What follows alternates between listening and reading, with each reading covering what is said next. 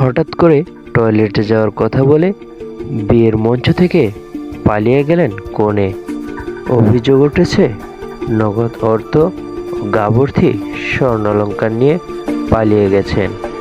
পাত্রী কমলেশপুর নামে 40 বছর বয়সী এক ব্যক্তি নিজের দ্বিতীয় বিয়ে করতে চান।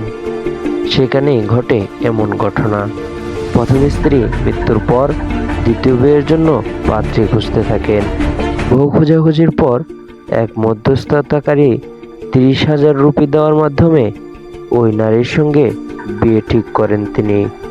যথারীতি সব প্রস্তুতি সেরে বিয়ে করতে যান পেশায় কৃষক। কমলেশ কুমার বলেন, শুক্রবার কনে তার মায়ের সঙ্গে আসে। এরপর তাকে শাড়ি ও সাজগোজের জন্য পণ্য ও অলংকার দেওয়া হয়। বিয়ের জন্য খরচও দেওয়া হয়েছিল। তিনি আরও বলেন, যখন বিয়ের আনুষ্ঠানিকতা শুরু হয় তখন কনে বাথরুমে যায়। এরপর সেখান থেকে আর ফিরে আসেনি। তার মাও অদৃশ্য হয়ে গেছে।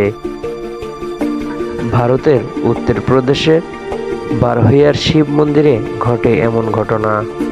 শুক্রবার সংবাদ মাধ্যম এনটিভির তথ্যে জানা যায়, এই স্থানীয় পুলিশ কর্মকর্তা জিতেন্দ্র কুমার বলেছেন, তাদের কাছে কেউ কোনো অভিযোগ জানায়নি।